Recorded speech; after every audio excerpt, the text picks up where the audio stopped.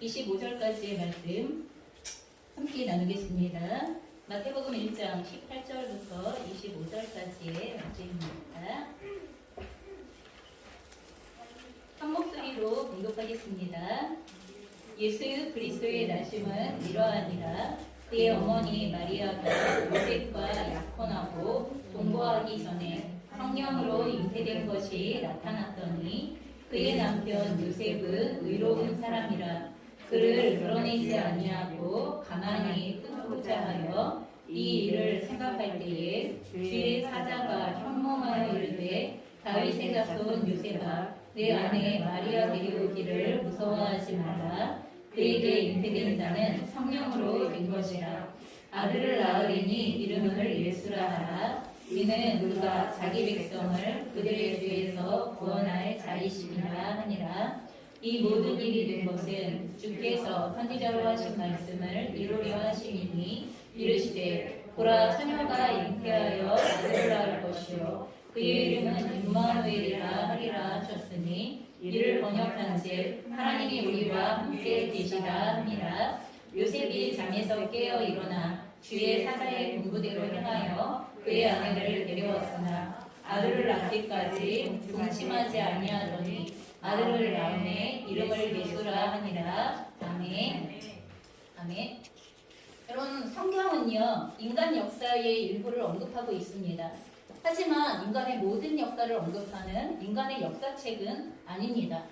그렇기 때문에 많은 사람들이 성경을 통하여서 인간의 역사 전체를 알아보고 싶고 그리고 그것을 알려하는 그 과정 가운데에서 사실 성경이 그 모든 것들을 제공하고 있지 않기 때문에 그 안에서 인간의 역사에 초점을 맞추던 많은 사람들이 성경을 연구하던 사람들이 사실 하나님을 만나지 못하고 실족하게 되어지는 이러한 경우들을 저희가 보게 되어집니다. 여러분, 그러면 성경은 어떤 책입니까? 인간의 역사책이 아니라면 그럼 성경은 도대체 어떤 책입니까? 성경은 하나님께서 사랑하시는 인간을 구원하시려는 계획이 담겨져 있고 또한 그 계획이 우리 가운데 전달되어진 구원의 메시지가 담겨져 있고 또한 구원의 완성을 담고 있는 하나님의 구원사, 구원의 역사라고 이렇게 이야기할 수 있다는 것입니다. 그러니 여러분 성경을 보실 때 하나님께서 우리를 어떻게 구원하시기를 원하시는가 그리고 어떠한 과정을 통하여 구원하셨는가 어떻게 그 구원은 완성이 되어졌는가 하는 여기에 초점을 맞추어서 우리는 이 구원의 내용들을 살펴보아야 한다는 것입니다. 그리고 또한 하나님의 이와 같은 구원 계획의 성취를 이루는 절정 여러분 그 핵심 구원의 메시지 자체 여러분 그게 바로 예수님이십니다. 다른 것이 아니라 바로 예수님 자체가 하나님의 구원의 계획의 가장 최고조 피크를 이루는 절정이라는 것입니다. 자, 그래서 오늘 우리가 살펴본 마태복음의 본문은요 바로 그와 같으신 구원의 계획의 절정에 달해 있는 하나님의 구원의 메시지로서의 예수님이 어떤 분이신가에 관련하여서 특별히 예수님의 탄생에 관한 몇 가지의 정보들을 저희가 보게 되어집니다. 첫 번째는 무엇이냐 하면 바로 성령으로 잉태되어졌다는 것입니다. 예수님께서 성령으로 잉태되어졌다라고 18절과 우리가 읽었던 18절 그리고 20절의 말씀에 쓰여져 있는 것을 보게 되었습니다. 마리아의 몸에 잉태되었는데 그 방식이 사람의 방식으로 태어나지 않았다는 것입니다. 성령의 능력, 다시 말해서 하나님의 능력으로 잉태가 되어졌다고 말씀하시는 것입니다. 어떻게 그런 일이 가능한지 여러분 우리는 알 수 없습니다. 여러분 설명할 수 있는 일 있으세요? 우리는 과학적으로 절대로 이 문제에 대하여서 설명할 수 없습니다. 단지 누가복음 2장에요. 천사가 찾아와서 마리아에게 예수님의 이와 같은 잉태의 방식과 나실 분에 대한 예언을 하게 되어지는데 그때 마리아도 그런 일이 일어날 수 없다고 말합니다. 어떻게 그런 일이 일어날 수 있습니까? 라고 이렇게 물어보게 되어집니다. 그때 천사가 한 대답이 무엇이냐 하면 하나님의 모든 말씀은 능하지 못하심이 없느니라. 아멘? 아멘. 여러분 성령으로 잉태되어짐을 설명할 수 있는 딱 한 가지의 길은 성경이 가르쳐주고 있는데 그것이 바로 무엇이냐 하면 하나님의 모든 말씀 다시 말하여서 하나님의 모든 말씀이 가지고 있는 전능함에 대하여서 말씀하시는 것입니다. 그렇기 때문에 예수님은 처음부터 하나님의 능력으로 잉태되었고 처음부터 하나님과 동일한 신성을 가지고 계시니 하나님이라는 신성을 가지고 계시는 분으로 우리에게 오신 분이시다라고 이렇게 말씀하십니다. 그래서 하나님의 신성을 가지고 계신 분이라는 표현을 성경에서 뭐라고 표현하냐 하면 하나님의 아들이다 이렇게 표현하시는 거예요. 여러분, 하나님의 아들이라는 표현은 혈육적인 관계를 이야기하는 것이 아닙니다. 하나님과 동일한 하나님이라는 신성을 예수님이 그대로 가지고 계시다는 의미를 그것을 포함하고 있는 단어가 그리고 그 표현의 방식이 바로 하나님의 아들이다라는 표현의 방식이라는 것입니다. 또한 두 번째로 여러분 예수라는 그 이름은 자기가 진 게 아니에요. 부모인 마리아와 요셉이 지은 것도 아니에요. 여러분 그래서 그럼 부모님들이 보통 이름을 지어주실 때에는 부모님들의 소망이 담기죠? 그렇죠? 부모님의 열망이 담겨요. 그 아이를 향한 부모님들의 열망이 담기게 되어져 있는데 실제로 예수님의 이름은 하나님이 지어주신 거예요. 천사를 통하여 전달되어진 것입니다. 그래서 이 예수라는 이름은요. 하나님이 구해줄 것이다 라는 의미를 가지고 있는 히브리어 구약에 이와 같은 동일한 이름을 가지고 있는 사람들이 예수와 여호수아, 요시야 여러분 이런 사람들이 예수님과 동일한 이름을 가지고 있었던 히브리식 이름입니다. 그리고 예수는 이스라엘 백성들 그와 같은 이름의 그리스식 이름, 헬라식 이름이 예수라는 이름에 해당이 되어지는 것입니다. 자, 그래서 이스라엘 백성들의 이름에는 그 사람의 정체성 그리고 또한 그 사람의 사명이 함께 포함이 되어져 있어요. 하나님께서 모세에게 물에서 건진 자라는 예를 말씀을 하실 때 모세의 인생 자체가 물에서 건짐을 받은 사람이기도 하지만 강에 나일강에 던져졌다가 모세도 그 강으로부터 건짐을 받은 자이기도 하지만 하나님의 백성들을 그러면 홍해로 이끌고 나가서 홍해를 통하는 것을 통하여서 건너가는 것을 통하여서 모든 이스라엘 백성들을 물로부터 건져내는 이와 같은 구원을 이루어내는 이와 같은 사명을 가지고 있는 자라는 것이 모세의 이름에 포함이 되어져 있는 것처럼 이스라엘 백성들의 이름에는 그 사람의 정체성과 사명이 함께 포함되어져 있다는 것입니다. 그런데 이 본문에서 천사가 아이의 이름을 예수라 지으라 하면서 예수라는 이름 가운데에 무엇을 설명하기 시작하냐면 그가 자기 백성을 그들의 죄에서 구원할 자이다. 그가 자신의 백성을 하나님의 백성을 구원할 자이다 라고 이렇게 선포하고 있다는 것입니다. 다시 말해서 예수님은 하나님의 백성을 그들의 죄에서 구원하시고자 오시는 분이시며 이것이 하나님으로부터 부여되어진 예수님의 이 땅에 오신 존재의 이유이자 사명이라고 말씀하시는 것입니다. 세 번째, 여러분 예수님의 나심은 우연 발생적이거나 어느 날 갑자기 느닷없이 하나님께서 변덕스럽게 그렇게 이 땅에 보내신 분이 아니라는 것입니다. 오히려 본문에 주께서 선지자로 하신 말씀을 이루려 하십니다 라고 22절에 표현이 되어져 있습니다. 다시 말해서 이미 하나님께서 구약 성경을 통하여서 미리 말씀하여 주셨던 예언하여 주셨던 약속으로 주셨던 그 말씀이 성취되어진 사건이 바로 예수님의 출생의 사건이다 라고 이렇게 말씀해 주시고 있는 것입니다. 그래서 예수님을 통한 인류의 구원의 계획은 아주 오래전부터 사실은 창세기 3장에서부터 시작하여서 그러면 그 다음 모든 구약의 순간순간마다 계속 반복적으로 드러나게 되어집니다. 그리고 그것이 이제 확실한 사건으로 확실한 실체로 우리의 눈에 보이도록 드러나게 되어지는 사건 여러분 그것이 바로 우리를 구원하기 위하여 예수 그리스도를 인간의 몸을 입고 이 땅에 보내주신 사건이다라고 이렇게 말씀하고 있는 것입니다. 여러분 하나님의 일하심의 방법은 언제나 동일합니다. 우리들을 향하여 일하실 때에도 하나님은 말씀으로 약속하십니다. 그분의 말씀은 언제나 능하십니다. 그래서 그 말씀은 반드시 성취되십니다. 우리를 위하여서 일하시는 방식을 결코 우리가 놓쳐서는 안 될 것입니다. 그리고 또한 도대체 어떠한 약속을 주셨는가라는 것에 대한 구체적인 내용을 말씀하여 주시는데 그것이 무엇이냐 하면 보라 처녀가 잉태하여 아들을 낳을 것인데 그의 이름은 임마누엘이라 하라.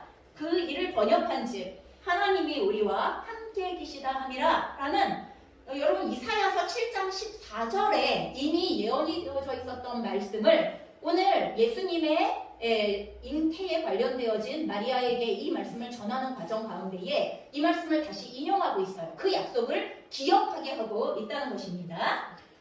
추운 것 같아요. 그 온풍기를 좀 잠깐 틀어주시기 바랍니다. 자, 여기에서 우리는 이 말씀의 의미를 잘 생각을 좀 해보셔야만 됩니다. 여러분, 예수님이 태어나실 무렵은요, 이스라엘의 역사 속에서 하나님께서 하나님의 뜻을 이스라엘에게 전달하기 위하여서 보내셨던 분들이 선지자인데, 여러분, 그 마지막 선지자가 활동한 이후로 400년이라는 기간이 지난 시점이에요. 누구도 하나님께로부터 이 기간 동안 이스라엘에게 보냄을 받은 사람이 없었다는 것입니다.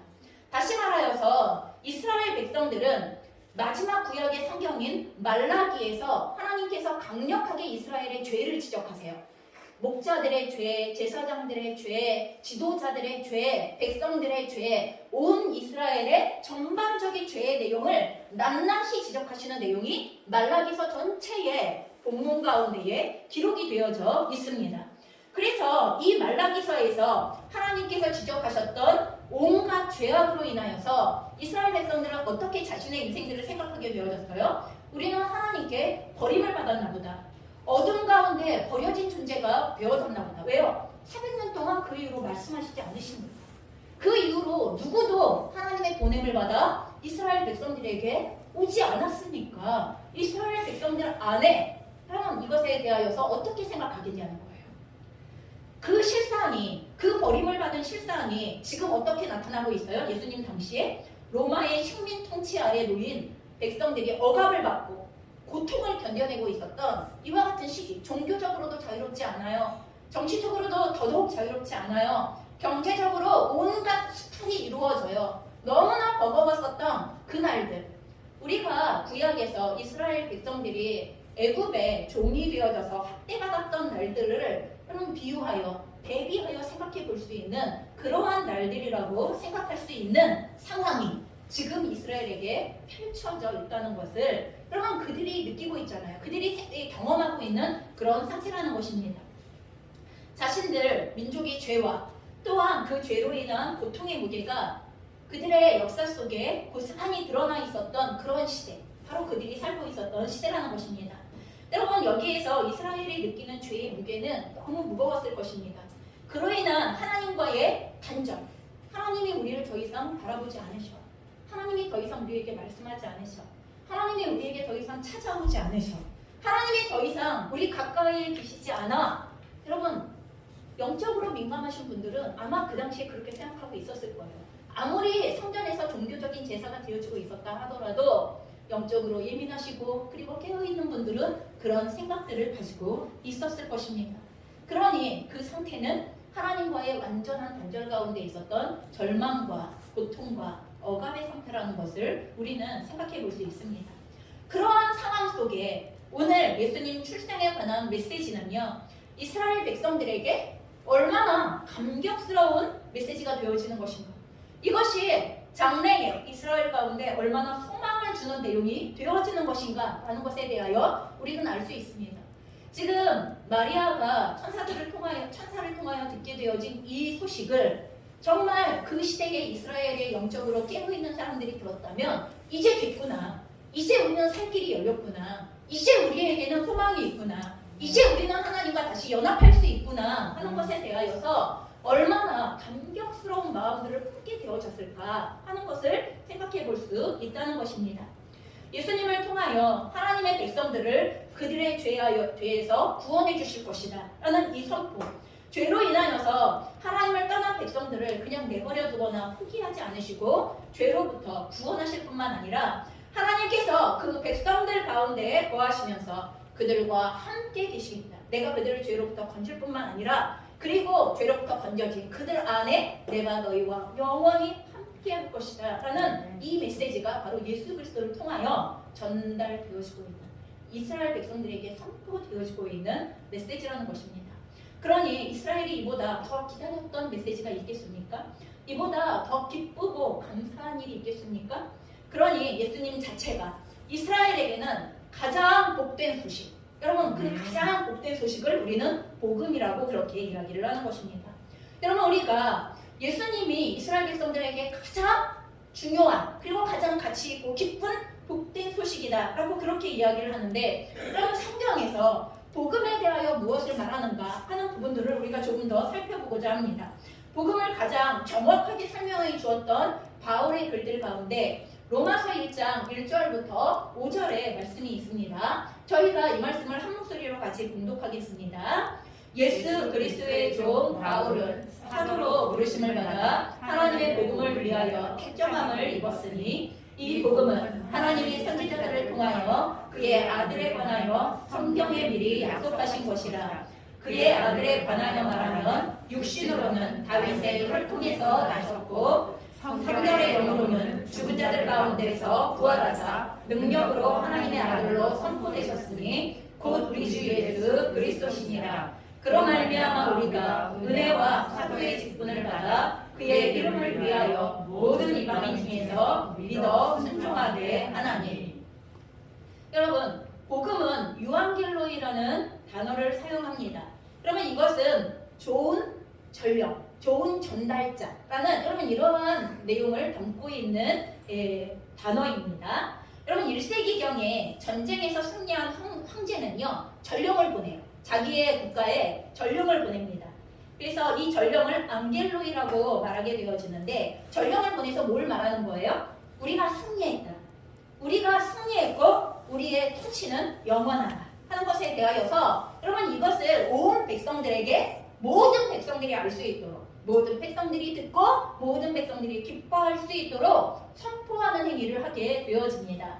여러분 그것이 바로 전령인데, 여러분 그 전령이 패배의 소식, 여러분 그 전쟁에서 실패한 소식, 점령당한 소식, 여러분 이런 것들을 가지고 가게 되어진다면 여러분 그 국민들이 얼마나 슬퍼하겠어요? 그 백성들이 얼마나 고통스러워하겠어요? 하지만 승리의 기쁜 소식을 전달하기 시작할 때 온 백성은 기뻐하고 즐거워하고 환호하며 여러분 그 왕에 대하여서 더욱 높은 소리로 찬양하기 시작할 것입니다.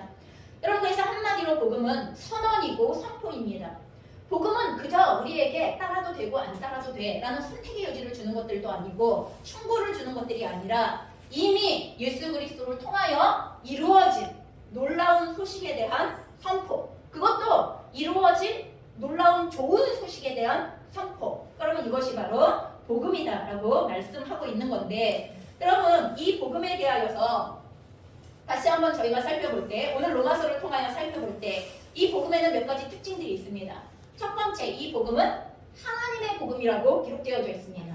하나님께서 주신 것을 오늘 예수 그리스도를 통하여 선포되어지고 있다고 이렇게 말씀하고 있는 것입니다. 그럼 바울이 전했다고 하여서 복음이 바울의 것이 아닙니다.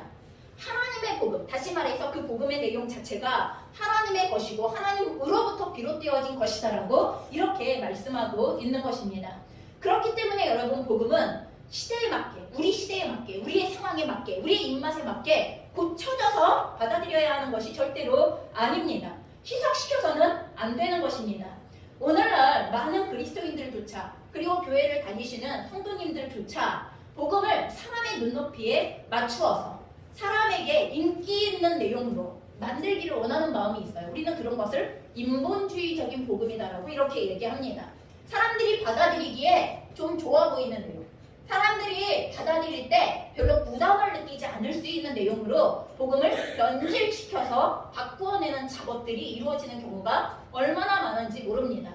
하나님의 사랑은 언제나 공의를 담고 있는데도 공의는 빠진 사람, 정의는 빠진 사람, 기준은 빠진 사람, 그저 감정적으로 좋은 사람. 여러분 이런 게 사랑입니까? 성경은 한 번도 그런 사랑을 이야기한 적이 없습니다. 하나님은 사랑을 이야기하실 때 거기에 언제나 공의와 정의를 근거로 한 사랑에 대하여 말씀하시는 분이시라는 것을 우리는 놓쳐서는 안 되는데, 이 복음을 어떻게든지 받아들이게 하고 싶으니까 자꾸 우리가 사람들에게 눈높이를 낮추기 시작하는 거죠. 그들이 좀 받아들이기에 그리고 대면하기에 좀 어렵지 않을 수 있게, 아니면 조금 희생을 덜 감당해도 되는 것처럼 여러분 이렇게 말해버리고 싶은 마음이 있다는 것입니다. 자, 또한 복음의 두 번째 특징은 무엇이냐 하면 어느 날 갑자기 생겨난 새로운 것이 아니라, 여러분 이거 아까 마태복음에서도 나왔던 내용이죠. 하나님이 선지자를 통하여 그의 아들에 관하여 성경에 미리 약속하신 것이다라는 말씀이 동일하게 똑같이 나오게 되어집니다. 하나님께서는 인간을 위한 계획을, 구원의 계획을 숨기지 않고 구약의 전체의 내용을 통하여서 말씀하셨다는 것입니다. 물론 그것이 실체가 어떻게 드러날지 알지 못하기 때문에 모두가 다 비밀스럽게 그 과정들을 지켜보고 있었던 것일 뿐이지만, 여러분, 모든 구약 성경은 복음에 관한 약속이면서 복음의 선포를 예시하고 있고 복음의 그림자와 같은 역할을 하는 게 구약의 성경이라는 것입니다. 그렇기 때문에 복음은 하나님께서 약속하셨던 것이 이제 때가 돼요. 여러분, 이제 드러날 때가 됐다는 거예요. 실체로 나타날 때가 됐다는 거예요. 성취가 될 때가 됐다는 거예요. 그래서 성취되어진 내용이 바로 복음이다 라고 복음의 특징에 대하여서 그 역사성을 이야기를 하고 있습니다. 세 번째, 복음의 내용이 무엇이냐라고 이야기할 때 하나님께서 그의 아들에 관하여 기록한 것이다 라고 이야기하면서 하나님의 아들, 바로 예수 그리스도가 복음의 중심이고 내용이다 라고 이렇게 말씀하시고 있는 것입니다. 자, 여기에서 그의 아들에 관하여서 기록한 것이 복음의 내용이라고 이야기를 할 때, 여러분, 복음은 그저 사상, 개념, 여러분 이런 거 얘기하는 거 아니고요. 사람이신 예수, 하나님의 아들이신 예수에 관한 선포가 바로 복음의 구체적인 내용이다라고 말씀하시는 것인데, 여러분, 이 예수님은 어떤 분이시냐 하면 3절에 보면 인간의 몸으로 이 땅에 오신 완전한 인간이셨던 분이십니다 라고 이렇게 되어져 있습니다. 그의 아들에 관하면 육신으로는, 여러분, 육체를 입고 이 땅 가운데 오셨던 분이시다 라고 얘기하시는 거예요. 하나님이신 그분이 육체를 입고 이 땅 가운데 오셨던 분이시다 라고 인간의 역사 가운데에 개입하셨던, 그리고 임하셨던 하나님이시라고 이렇게 말씀하고 있는 것입니다. 또한 그 예수님은 어떤 분이시냐? 성경의 약속을 성취하신 분이셨다. 그래서 1000년 전 이스라엘 왕이었던 다윗의 혈통에서부터 나신 하나님이시다라고 말씀하십니다. 여러분, 하나님은요, 다윗에게 후손 가운데 온 우주의 왕이 태어날 것이라고 앞서서 이미 예언하셨습니다. 사무엘하 7장 11절에서 16절에 보면 하나님의 성전을 지어드리고 싶었던 다윗에게 너의 마음만 받겠다. 너는 성전을 지을 사람은 아니고 너의 그 마음을 내가 받고 너의 그 마음을 내가 기뻐 받으면서, 여러분, 그걸 너무 기뻐 받으셨어요. 그래서 하신 약속이 뭐냐 하면 너의 후손에서 그 영원한 왕이 날 것이고 그것으로 인하여 너의 왕위가 영원하게 이루어질 것이다. 여러분, 다윗의 왕위가 왕권이 육체적으로는 이스라엘이 멸망하면서 이스라엘이 실패하면서 끝난 것처럼 보이지만 예수 그리스도 안에서 다윗의 왕권이 계속 이어져 가게 되어진다는 이 약속이 성취되어지고 있다는 것을 말씀하고 있다는 것입니다. 또한 예수님은 신성을 지니신 분이시다. 그래서 4절에 보면 성결의 영으로는 죽은 자 가운데에서 부활하사 능력으로 하나님의 아들로 선포되셨다라고 이렇게 4절에 언급되어집니다. 여러분, 예수님의 부활은 예수님이 누구이신가를 가장 잘 드러내어 보여주는 사건이에요. 여러분, 내가 사람이 죽었다가 다시 살아나서 빈 무덤을 가지고 있는 사람이 없죠? 아무도 없어요. 그런 사람은 역사 가운데 없습니다. 자, 그러고도 또 죽어요. 예, 다시 혹시 호흡이 잠깐 멈춘 걸 죽은 줄 알았다가 장사 지내려고 보니까 호흡이 붙어있어. 그래서 살아난 사람, 이런 사람이 있을 수 있지만 그런 사람이라 하더라도 결국은 죽습니다. 빈 무덤을 가지지 않습니다. 그러나 예수님의 부활은 그분이 하나님의 아들이시기 때문에 그 빈 무덤으로 부활하셨다는 것에 대하여서 정당하고도 너무나 당당하게 선포하고 있는 메시지라는 것입니다. 하나님의 아들이라는 것에 대한 모든 의심을 남겨버리는 사건, 여러분, 그것이 바로 부활의 사건이며, 또한 부활의 사건만 아니라 승천하심을 통하여서 온 세상, 하늘과 땅과 땅 아래에 속하는, 여러분, 영적인 세계까지 속하는 모든 세상의 통치권을 가지신 왕으로 하나님의 아들로, 그러면 하나님께서 그 아들을 우리에게 보이셨다고 말씀하고 있는 것입니다. 여러분, 그래서 우리가 예수님이 누구이시냐라는 것에 대하여서 올바르게 아는 것이 필요한 것입니다.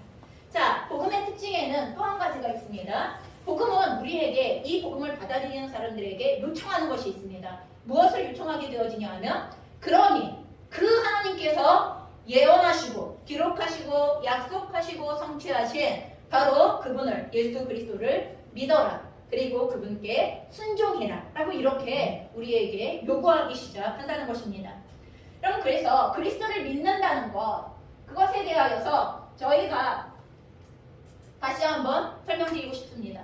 여러분 그리스도를 믿는다는 것은 무엇입니까? 하나님께서 자신의 아들 예수를 약속대로 인간의 몸으로 보내어 주셔서 자신의 백성들을 구원하기 위해 죄의 값을 대신 담당하시고 죽으셨을 뿐만 아니라 부활하고 승천하심으로 온 세상의 통치권을 가지신 주인이요 왕이심을 믿는다라는 의미가 여러분 우리가 예수님을 믿습니다 라는 고백 가운데에 함께 포함되어져 있는 말씀이라는 것을 기억하셔야 합니다. 그리고 예수님을 믿는 이 믿음으로부터 여러분 바로 순종이 시작되어집니다. 여러분 우리가 예수 그리스도를 우리의 온 세상을 통치하시는 우리를 구원자이실 뿐만 아니라 온 세상의 통치자요 그리고 왕이라는 것을 인정하기 시작할 때 그럴 때 이 믿음에서부터 우리는 그분을 진정으로 따르기 시작하는 순종이 시작된다는 것입니다. 그러니 순종은 하나님의 아들인 예수를 전적으로 신뢰하는 마음 그럼 그것을 믿음이라고 하고 거기에서부터 따라오게 되어지는 게 순종이지 순종은 억지로 만들어낼 수 있는 것이 아닙니다. 여러분 내가 기를 쓰고 한다고 순종이 만들어질 수 있는 것이 아닙니다. 그러니 여러분 우리가 순종이 잘 안 될 때에는 다시 한번 어디로 돌아가셔야 되는지 아십니까? 우리가 무엇을 믿고 있는가로 돌아가셔야 됩니다. 나의 믿음은 올바른 것입니다. 여러분 우리가 예수님을 올바로 믿고 있으면 순종하게 되어져 있습니다.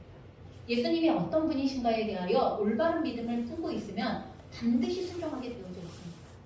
나의 인생과 영혼을 구원하신 그 주님 그리고 그 구원하신 주님께서 온 땅의 왕으로 온 세상의 통치권을 가지신 분으로 오늘도 우리를 다스리고 통치하시는데 어떻게 우리가 그분을 따르지 않을 수 있고 어떻게 그분의 말씀을 순종하지 않을 수 있겠느냐는 것입니다. 그러니 여러분 복음을 듣는 사람들에게 이것을 요구하게 되어진다는 것입니다. 그럼에도 불구하고 이 복음이 예수님께서 사셨던 시대에 그리고 바울이 복음을 전했던 시대에 그리고 이후 수많은 기독교의 역사가 진행되어져 온 인류의 역사가 진행되어져 온 그 시대가 지나면서도 그럼 복음이 정말로 적극적으로 환영받았을까요? 여러분 절대로 그렇지 않습니다. 복음은 적극적으로 환영받지 못했습니다. 오히려 복음을 부끄러운 것 여러분 부끄러운 것을 다른 말로 이야기하면 불쾌한 것 여러분 이렇게 이야기할 수 있죠? 그럼 오히려 복음을 부끄러운 것 불쾌한 것이라고 이렇게 받아들이는 사람들이 얼마나 많았는지 모릅니다. 왜 그렇습니까? 왜 이와 같이 놀라운 소식이 왜 이와 같이 하나님께서는 온 세상에 전할 큰 기쁨의 좋은 소식이라고 말씀하신 이 복음이 왜 어떤 사람들에게 부끄럽고 불쾌하고 그리고 또한 부담스럽고 그리고 받기를 원하지 않는 그러한 내용들이 되어진 것입니까? 여러분 그 이유는 몇 가지가 있습니다. 첫째로 복음은 구원이 공짜이고 우리에게 과분한 것이라고 말하기 때문에 그렇습니다. 여러분 오늘날 공짜로 뭘 주면 제가 거지예요? 그럼 이렇게 생각하시는 분들도 엄청 많아요. 그래서 참 가진 게 많으신 분이신가 보다 이렇게 생각하는데 신기하게 인간은 영적으로 완전히 실패했기 때문에 우리가 스스로 구원을 얻을 길이 없다는 것을 겸손하게 인정하는 것을 통하여서만 그 하나님께서 우리에게 주시는 완전한 선물로서의 예수님을 받아들일 수 있다는 것에 대하여 이걸 인정하는 게 쉬운 거예요. 우리가 영적으로 완전히 실패했다고? 아니 우리가 왜? 우리가 뭐가 잘못해서? 이런 마음들이 있기 때문에 아직도 영적으로 구원을 얻을 수 있는 그 어떠한 방식이 우리에게 있다고 생각하는 내용들이 있기 때문에 선물은 전적으로 믿음으로 받는 것입니다. 그 선물 나에게 주시는 거야? 아멘 하고 받는 것인데 이게 안 된다는 거예요. 그래서 자신을 도덕적으로나 종교적으로 다른 사람들보다 더 고상하다고 생각하는 사람들은 여러분 복음을 불쾌하게 생각합니다. 모욕감을 느낀다고 그렇게 생각합니다. 또한 둘째로 복음은 예수님이 우리를 위하여 대신 죽으셨다고 말하는 내용이기 때문에 이것이 받아들이는 사람들에게 껄끄러운 것이 됩니다. 이 말은 다시 이야기해서 너는 죄인이야 라는 것을 받아들여야 하는 내용에 해당되어지기 때문에 그렇습니다. 우리가 악하기 때문에 예수님의 대속의 죽음을 통해서만 구원받을 수 있다는 것이 여러분 인간이 그래도 괜찮은 게 좀 있지 않아? 그럼 우리는 인간이 타고난 내재적인 선이 있다는 생각들을 하게 되어져요. 하나님은 우리의 완전한 타락에 대하여 이야기하시지만 우리는 그래도 뭔가 가지고 있는 우리가 스스로 자랑할 만한 선을 행할 만한 능력이 우리에게 있다고 생각하는 여러분 그 선을 행하는 것 안에도 뭐가 있어요? 선을 행하고 있다는 것에 대한 교만 선을 행하고 있다는 것에 대한 자랑 선을 행하고 있다는 것에 대한 자기의가 있다는 것을 간파하지 못하고 여러분 그것이 하나님 앞에 악이며 그것이 하나님 앞에 죄라는 것에 대하여서 배면하지 못한 채 아니야 사람은 그래도 괜찮은 게 있어 선한 게 있어 하나님의 우리를 위하여서 대신 하나님이 우리를 대신 죽으셔야 한다고 아니 필요 없어요 저희가 어떻게 해볼게요 여러분 이런 마음으로는 절대로 복음을 받아들일 수 없기 때문입니다 세 번째로 복음은 착한 사람을 구원하시는 게 아니에요 그렇죠? 여러분 그 구원의 방법이 착한 사람이 구원을 받는 게 아니에요 여러분 이 말이 굉장히 실속할 수 있는 말이기도 합니다 여러분 하나님은 복음을 예수님을 통하여서 하나님께 나오는 사람만이 구원을 얻을 수 있다고 이야기해요 하나님께서 구원의 방식을 오직 예수 그리스도의 대속의 죽음을 받아들이는 사람들에게 주신다고 말씀하셨기 때문에 그래요 여러분 가스가 들어오려면 가스 파이프가 있고 여러분 물이 오려면 수도 파이프가 있어야 돼요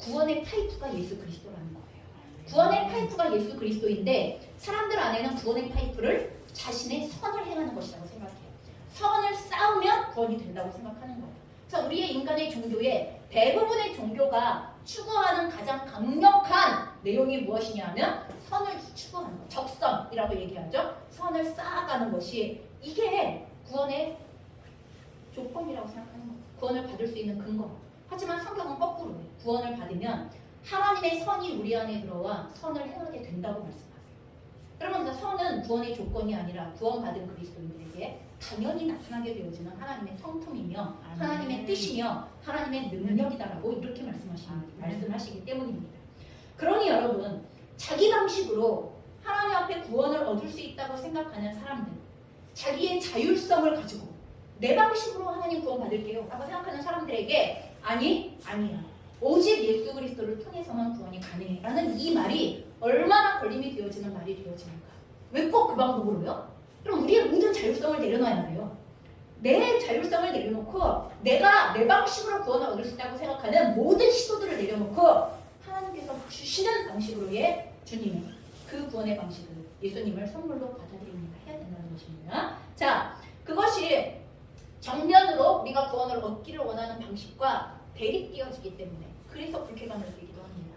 또한 마지막으로 복음은 우리의 구원이 정복이나 파괴를 통해서가 아니라 여러분 힘을 가지고 능력을 가지고 그냥 안 되는 것들을 그냥 확 무너뜨려서 여러분 이렇게 해서 얻는 구원이 아니라고 얘기하시는 거죠.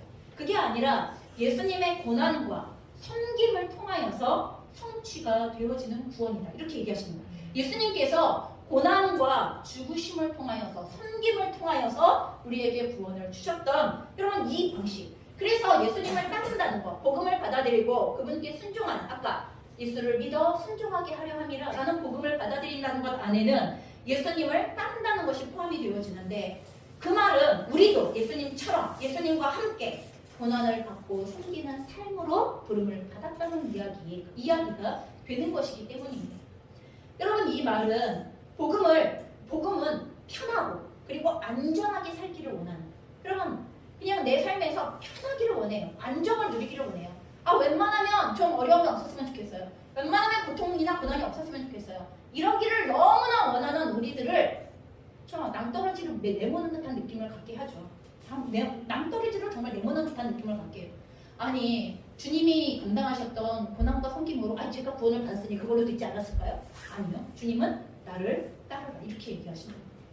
그러니 복음을 받아들일 때 저희는 저희의 것이 하나님께 속하였음을 선포하는 것과 동시에 우리가 주님이 사셨던 삶의 길로에 초대되어져 그 길을 함께 가는 자들이라는 것에 대하여 이걸 받아들이기를 원하지 않기 때문에 사실은 복음이 거북스럽고 거주장스럽고 불쾌하기 짝이 없으며 모멸감을 느끼게 하거나 부끄러운 것이 된다고 말씀하시는 것입니다. 자신에게 선한 것이 조금이라도 남아있으면 그것으로 구원을 위한 무엇인가를 할 수 있다고 여기는 그런 사람들은 아직도 그의 백성을 죄에서 구원하기 위하여 오신 예수님이 필요하지 않은 것입니다. 예수님이 이 땅에 오신 목적은 그의 그분의 백성들을 그들의 죄로부터 구원하시기 위함이다라고 분명하게 말씀하셨습니다. 결국 우리들 인간의 완전한 실패를 인정할 때 여러분 우리로서는 구원이 임할 수 없습니다. 우리로서는 길이 없습니다. 우리로서는 살 길이 없습니다. 우리로서는 하나님과 다시 연합될 길이 없습니다. 우리를 지으신 하나님과 하나가 될 수 있는 길이 없습니다 하는 것에 대한 우리의 완전한 실패를 인정할 때 하나님의 완전한 선물이신 예수 그리스도의 오심을 중심으로부터 기뻐하며 소망을 품을 수 있는 것입니다. 아멘. 예수님을 인간의 복음이 아닌 세상의 복음이 아닌 하나님의 복음으로 믿으며 예수님께 순종하는 삶으로 나아가는 오늘 복된 성탄이 되시기를 주님의 이름으로 축원합니다. 아멘. 함께 기도하시겠습니다. 우리가 함께 기도할 때 예 주님 그렇습니다. 오늘 저를 저의 모든 죄로부터 구원하시기 위하여 오신 또한 저와 함께 거하시기 위하여 오시는 예수 그리스도를 찬양합니다. 오늘 제가 겸손히 그분을 저희의 삶 속에 저의 마음의 중심에 그리고 저희의 삶의 전 영역에 받아들입니다. 저와 영원히 함께 하시는 하나님의 은혜 안으로 나아가는 시간 되게 하여 주시옵소서. 우리가 함께 이 복음의 능력 가운데 나아가는 시간 되시기를 바라며 같이 기도하시겠습니다. 사랑하는 아버지 하나님, 하나님께서 오늘 우리에게 예수 그리스도를 보내어 주셔서 감사합니다. 하나님, 우리를 향하신 주님의 크고도 놀라우신 사랑과 은혜가 우리를 살립니다. 우리에게 소망을 줍니다. 우리에게 구원을 줍니다. 우리에게 살 길을 줍니다. 우리에게 미래를 줍니다. 우리에게 영원한 생명을 주십니다. 다시 한번 오늘 예수 그리스도를 우리의 삶에 맞아들이는 모든 한 사람 한 사람의 성도들의 중심 안에 기뻐하게 하시옵소서. 즐거워하게 하시옵소서. 하나님 감격하게 하시옵소서. 하나님을 높이게 하시옵소서. 그리고 하나님의 복음으로 살리는 예수 그리스도의 그분을 하나님 그분을 우리의 중심에 받아들이며 연합하는 시간이 되도록 주님 역사하여 주시옵소서. 더 이상 우리가 죄 가운데에 홀로 하나님 버림받아 되어진 것처럼 홀로 하나님 우리의 인생을 메고 가야 하는 것처럼 그렇게 나아가기를 원하지 않습니다. 하나님 우리는 이 문제를 해결할 수 없고 우리는 이 문제에 대하여 답을 가지고 있지 않습니다. 그런데 하나님께서 우리를 지으신 하나님께서 우리를 구원하실 계획을 가지신 그 하나님께서 우리를 향한 이 크고도 놀라우신 은혜를 허락하여 주셨습니다. 믿음으로 오늘 아버지 하나님 구원의 통로로 하나님 우리에게 주시는 예수 그리스도 그분의 영광, 그분의 능력, 그분의 성결, 그분의 모든 주권을 하나님 우리의 중심 가운데 받아들이오니 하나님 이후로 우리의 삶이 주와 연합된 자입니다. 임마누엘 바로 하나님께서 우리와 함께 하신다는 고백에 그 충만한 영신의 삶이 되어줄 수 있게 우리의 모든 걸음들을 지정하여 주시기를 간절히 기도합니다.